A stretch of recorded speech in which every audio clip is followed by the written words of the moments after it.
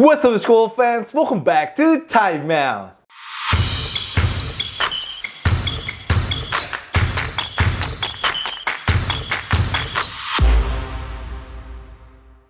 Yo, Time Out Gang! New York Knicks, Miami Heat, atau Golden State Warriors nih akan menjadi rumah baru untuk The Greek Freak. Oh my god, cannot wait sih karena trade deadline udah tinggal seminggu lagi di NBA. Kita pastinya mengantisipasi salah satu trade yang bisa shake up the NBA dan juga bisa memberikan kita excitement ya. Jadi gue juga mau sekalian minta maaf kalau hari ini Time Out sedang tidak konsisten. Selain gue lagi sibuk sama IBL, gue belum ada gairahnya guys untuk ngomongin NBA sekarang ini karena banyak injuries pastinya dan gue belum menemukan isi hal yang menarik untuk dibahas. Tapi sekarang ini gara-gara Giannis gue semangat nih untuk diskusi dengan kalian semua karena gue juga pengen dengar juga pendapat kalian. Kira-kira Giannis, prediksi kalian tuh akan kemana sih?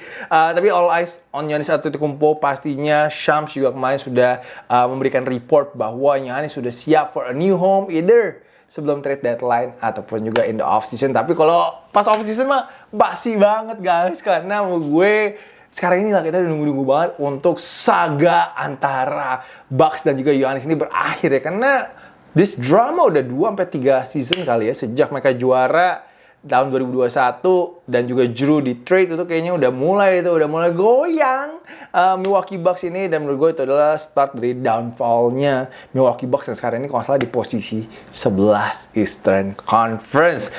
Sebelum Giannis cedera juga Giannis sempat mengeluarkan statement yang lumayan menarik di mana dia called out all of his teammates, katanya bolanya nggak muter, semua pemain main sendiri, semuanya selfish.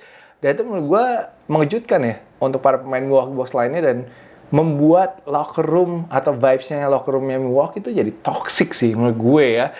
Dan gue rasa juga pemain Milwaukee Bucks lainnya udah siap sih untuk move on dari eranya Giannis Antetokounmpo. Sebenarnya ada solusi satu guys. Kalau menurut gue solusinya adalah pecat aja Doc Rivers. Kayaknya kalau Doc Rivers dipecat kayaknya selesai deh masalahnya, kayaknya biangnya dia deh menurut gue. Tapi gue nggak tahu kenapa pihak manajemen dari Milwaukee Bucks sayang sekali sama seorang Doc Rivers ini. Ya mereka lebih prefer sih untuk dengerin offer dari tim lain untuk mendapatkan Giannis Antetokounmpo. Lu kalau nonton ESPN itu udah minggu ini semua pembahasan Giannis sih, karena ya itulah yang orang pengen dengerin ya. Dan gue juga di Time Out makanya ingin membahas pemain yang sudah 31 tahun, one-time champion, and two-time MVP, dan kontraknya akan masuk ke player option di season mendatang. Jadi, Giannis sebentar lagi udah bisa nego kontrak baru nih dengan tim, gue nggak tahu Milwaukee Bucks atau tim barunya nanti ini, yang artinya tim barunya nanti harus mendapatkan komitmen dari Giannis kalau dia akan sign long term with that team. Kalau nggak ya sia-sia juga kalau udah buang banyak aset ya. Terus Giannis jadi pindah lagi setelah kontraknya habis.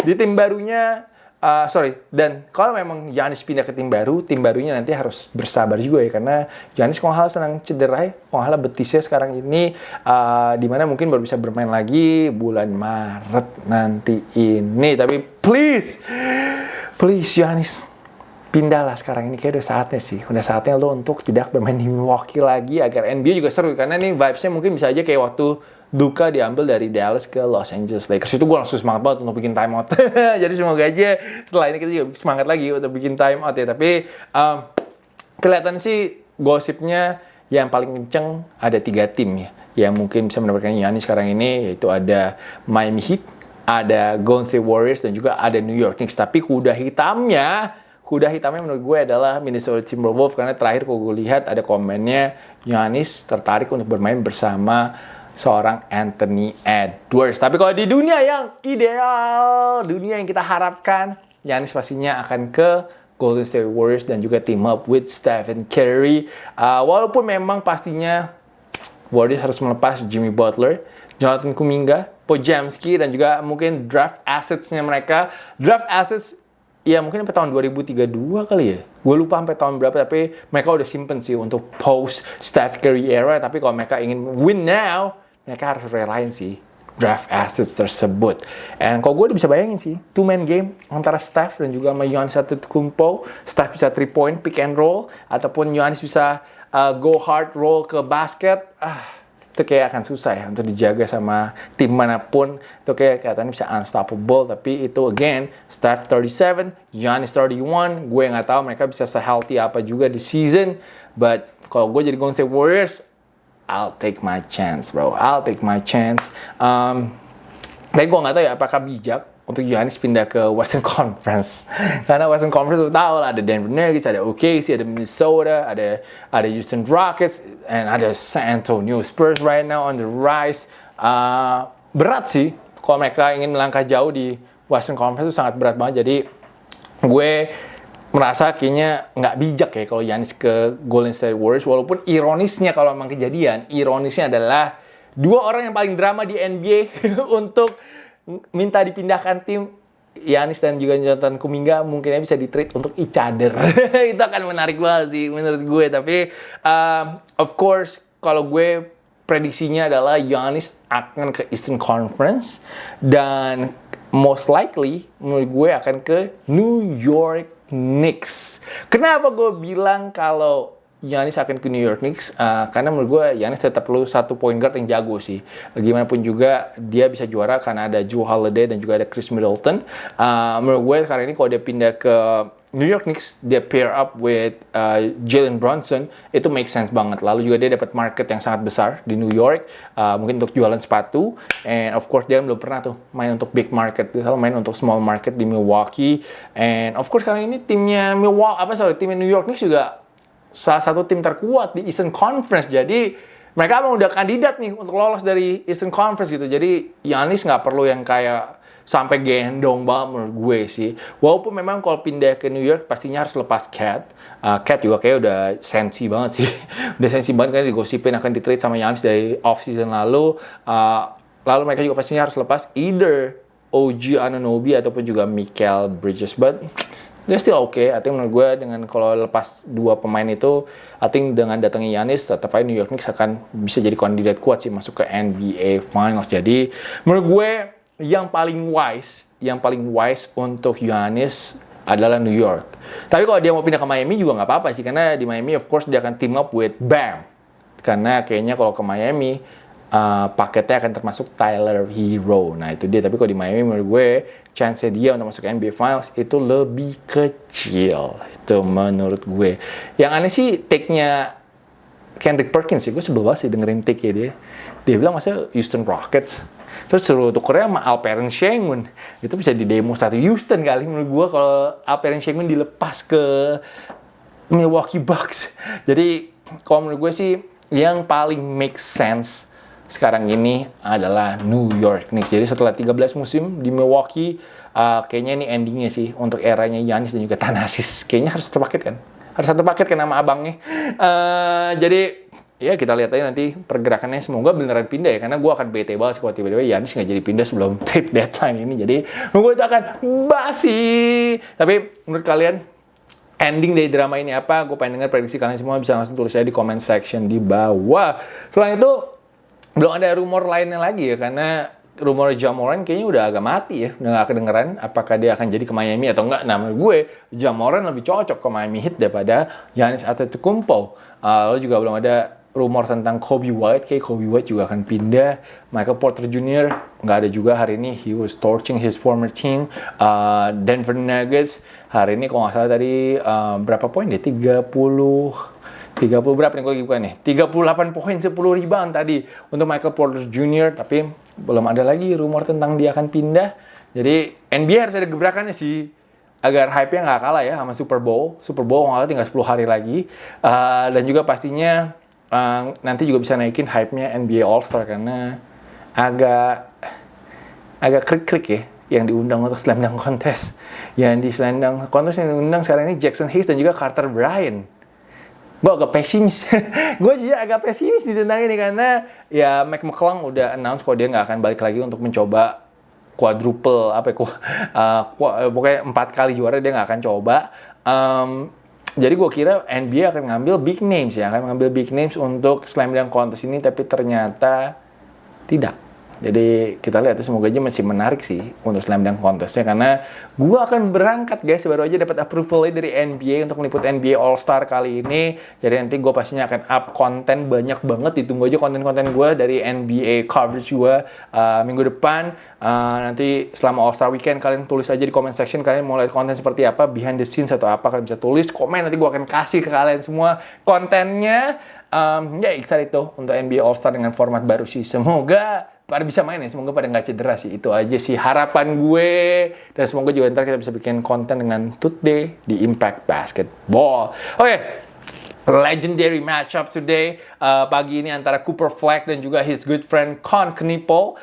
Pecah banget sih endingnya, dimana ya, Coop turnover lalu di steal bolanya si Con, and Con di-foul sama Coop, and then of course Con hit 2 big free throws at the end.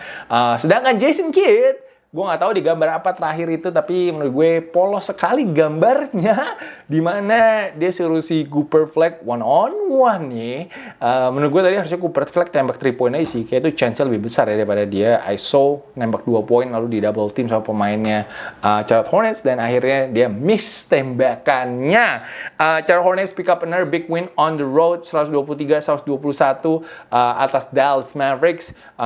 Hornets tiba-tiba on fire ya. Menang 5 game secara beruntun, menang 6 dari 7 game terakhirnya mereka.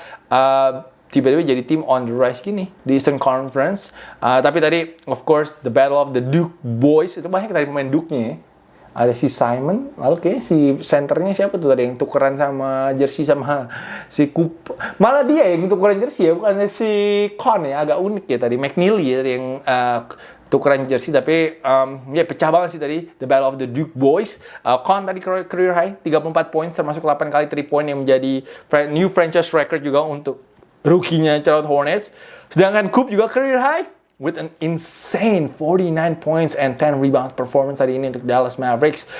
Coop kedua kalinya nyetak 40 plus point di season, itu mengalahkan rekornya LeBron James di rookie year-nya dia. Ini juga most points scored by a 19 years old. Ini youngest ever yang bisa mencetak 45 plus points di NBA. Coop is the superstar, man. Superstar. Gue jadi bingung nanti kalau ke Dallas mau ambil jersinya Coop atau jersinya Max Christie kira-kiranya. Masih bingung gue. Tapi keren sih menurut gue sih antara Con dan juga Coop, dimana mereka had their best games in the NBA saat lagi facing each other. Gue sih ngarepnya mereka bisa share ya Rookie of the Year, tapi kayaknya enggak. Kayaknya Coop akan memenangkan Rookie of the Year tetap nanti ini. But gue bingung kenapa Duke nggak juara NCAA ya dengan 2 pemain ini, karena 2 pemain ini jago banget, men. Bisa-bisanya Duke nggak jadi national champion last year. Tapi selain Con, Brandon Miller juga nyumbang 23 points, sedangkan LaMelo Ball juga 22 points and 9 assists. And I think the Hornets will be a very fun team to watch di Eastern Conference. Dan ke depan ya, mungkin 5 tahun ke depan, 10 tahun ke depan, kita juga udah set sih akan melihat persaingan ya. Persaingan antara Con Knipple dan juga Cooper Flag. Man, ini akan jadi insane rivalry banget sih. Menurut gue akan seru banget sih. Patut banget ditunggu banget sih. So, ya, itu dari Dallas melawan Charlotte Hornets. OKC memble guys, merosot terus sekarang ini. OKC kalah lagi hari ini dari Minnesota Timberwolves 123-111. Ini merupakan kekalahannya keempat dari 7 game terakhir ya untuk OKC. 3 dari 4 kekalahan ini melawannya Eastern Conference team. Padahal tahun lalu OKC itu 29-1 rekor yang melawan tim Eastern Conference.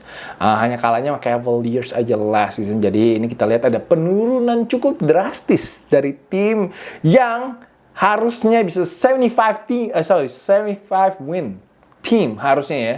Sekarang ini merosot jadi a 50 win team si OKC, dan mereka pun juga udah bye-bye, nggak bisa memecahkan rekornya 7-3-9-nya Warriors dan juga 7-2-10-nya Chicago Bulls. So, dan nggak usah mecahin rekor jadi mereka. Tadi mereka dibantai habis sih sama Minnesota. Menurut gue dari awal pertandingan bisa kelihatan sih energi, lalu juga 3 pointnya si Minnesota lagi bagus banget hari ini. Minnesota 22 kali 3 point in that game. Mereka juga dominasi rebound, mereka out rebounding OKC 57-42. Tadi gue lihat si Rudy Gobert, lalu juga Jaden McDaniel, semuanya bisa out-muscling pemain-pemainnya OKC Thunder. Padahal tadi Isaiah Hartenstein udah balik loh. Tapi gue nggak tahu kenapa nggak membantu untuk sisi physicality ya. Tapi Donte DiVincenzo jaga SGA. Oh my god, man. That was a defensive clinic hari ini by Donte DiVincenzo. It was so much fun ngeliat dia lock down SGA. SGA cuma 2 poin loh, quarter 1. Walaupun memang dia selesai tetap dengan 30 poin, 8 assist. Lalu juga meneruskan streak 20 poin plusnya. Sekarang ini udah 119 game. That's crazy. 119 game tuh crazy. Michael Jordan ini nggak pernah, guys. Michael Jordan nggak pernah, dia udah tinggal 7 game lagi kayaknya. Dia udah tinggal 7 game lagi untuk bisa mematahkan rekornya 20 point streaknya Wilt Chamberlain itu number 1 in the NBA history. Jadi SGA again having a big year and mau memecahkan rekor lagi tahun ini sih. Insane run by SGA. Tapi memang tadi nggak ada yang bantuin SGA. Chet Holmgren, aduh, main beli banget tadi mainnya itu Chet Holmgren. Main di hometownnya dia di Minnesota. Gue kira dia akan dominate, akan ngamuk main di Minnesota. Ternyata cuma 15 poin dan 5 rebound. Tapi Chet gue rasa sih tetap akan kepilih menjadi NBA All-Star tahun ini. Dia jadi the second guy from OKC. Karena OKC kan number 1 team in the NBA kayaknya sih. Atau Detroit sekarang ya. Tapi Detroit juga kalah hari ini. Gue belum lihat si rekornya siapa yang lebih bagus. Tapi yang pasti OKC harusnya ada 2 pemain sih. Ada 2 pemain yang masuk ke NBA All-Star nanti ini. Dan kayak J-Dub agak berat ya, karena J-Dub cedera terus. So I think it's gonna be Chet Holmgren yang akan masuk ke NBA All-Star.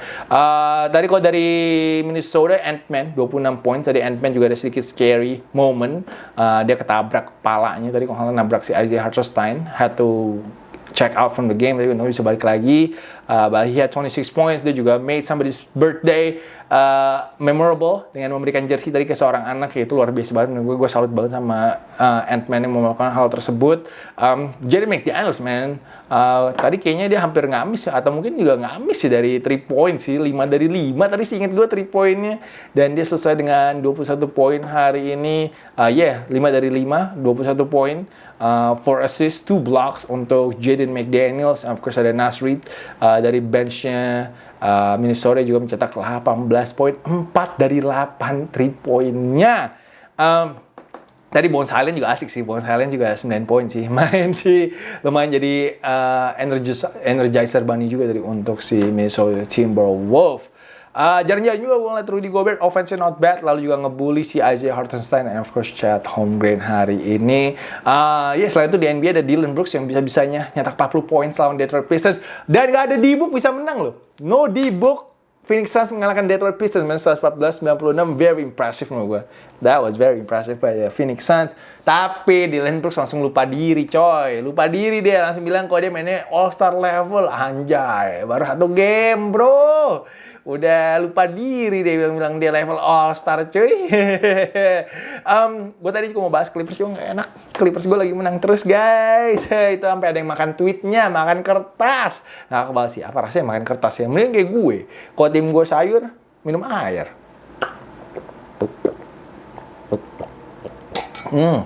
Nikmat.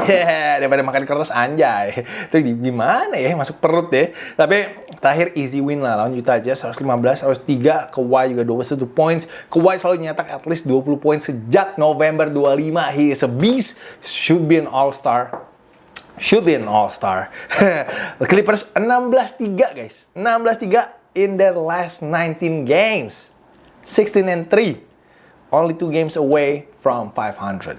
Gila ya. Turnaround-nya sih gue juga gak nyangka sih. Jujur gue dari sebel banget mereka kick out Chris Paul. Akhirnya gue jatuh cinta lagi sama Clippers. Gila, bener-bener begini gue. Tapi ya tetap juga gue tetap suka sama Orlando Magic and Anthony Black. But I'm happy with my Clippers, man. My Clippers is balling right now. Besok lawannya Denver Nuggets. Semoga bisa sikat lagi lawan Denver Nuggets. Tapi kayak Jokic mungkin aja bisa main ya. Karena Jokic kalau next game nggak main, takutnya bisa kehilangan eligibility untuk MVP. Jadi seharusnya akan nyoba main, karena kalau nggak MVP udah tinggal sisa SGA and Kate kali ya. Tinggal 2 itu kayaknya mungkin bisa menang MVP. Jadi hopefully MVP tetap seru sih sampai akhir season ini. And ya itu dulu sih untuk time outnya, gue sebenarnya juga pengen bahas ya Luka kemarin ini lawan Cleveland, tapi ternyata Lakers kalah. Luka cedera ankle, marah-marah dia. Gue juga nggak tahu kenapa lapangannya si Cavaliers itu di elevated sih. Gue agak kurang ngerti ya gunanya untuk apa. Tapi Luka marah-marah, main itu udah sampai viral juga. And Bronny got a dunk, Bronny got a dunk, and hopefully that is not the last time LeBron akan main di Cleveland ya. Hopefully that's not his last time main di hometownnya dia. Yang paling kontroversial tapi main si Jalen Tyson bilang this is Donovan Mitchell City. Langsung minta maaf deh. Langsung takut deh. Tadi kirim deh ke IBL kalau kata Uncle Prosper aja. Uncle Prosper komen terus anjir, see you in the IBL next season Jalen Tyson. Nggak sampai segitunya lah. Jalen Tyson jago, tapi Jalen Tyson jago banget dan juga menjadi surprise menurut gue untuk Cleveland Cavaliers tahun ini. Jadi dia udah minta maaf, dia tahu diri juga lah kalau ini masih tahunnya LeBron ya, karena LeBron udah bisa bawa satu championship untuk Cleveland Cavaliers. So ya itu isi timeoutnya hari ini guys. Thank you so much, sekali lagi aku minta maaf. Udah lama nggak bikin timeout, minta maaf banget udah nggak konsisten bikin timeoutnya. Tapi nanti pas gue meliput NBA sih harusnya bisa lebih konsisten lagi, akan lebih sering lagi. Tapi itulah, semoga nggak baik cedera, semoga juga baik game yang lebih seru sih untuk bisa dibahas sih. Karena gue nggak mau kayak bikin timeout tapi pembahasannya kayak kurang menarik banget gitu loh. Jadi itu dulu sih untuk gue hari ini. Jangan lupa guys untuk hype up the video, please klik hype. And of course jangan lupa juga untuk daftar jadi member, klik join, cause all the content dari NBA nantinya akan eksklusif untuk members only. And once again, thank you so much. Oh, feel good untuk ngomongin NBA lagi, feel so good. And yeah, good night everybody. Have a good one. Have a great weekend. And I'll see you guys again very soon. Peace out everybody.